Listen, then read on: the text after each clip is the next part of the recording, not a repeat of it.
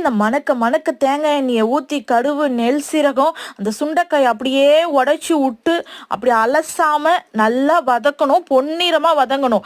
இதோடைய சத்து பார்த்தீங்கன்னா சுகரை வந்து அப்படியே கண்ட்ரோல் பண்ணும், வயிற்று பிரச்சனைகளை அப்படியே கண்ட்ரோல் பண்ணலாம். குழந்தைகிட்ட இல்லைன்ற கவலைப்படுறீங்களா, நிறைய சுண்டைக்காய் வாங்கி சாப்பிடுங்க. சுண்டைக்காய் பொரியல் பண்ணுங்க, சுண்டைக்காய் கிரேவி பண்ணுங்க, சுண்டைக்காய் காரக்கம்பு வைங்க, சுண்டைக்காய் ஊறுகாய் செய்யுங்க. இந்த மாதிரி ரொம்ப நல்லது. அது கூட அதுக்கப்புறம் நல்லா பொன்னிறமாக வதங்கினதுக்கப்புறம் அந்த பூண்டு கறிவேப்பிலை போட்டு நல்லா வதக்குங்க, தக்காளி வெங்காயத்தை போட்டு நல்லா வதக்குங்க.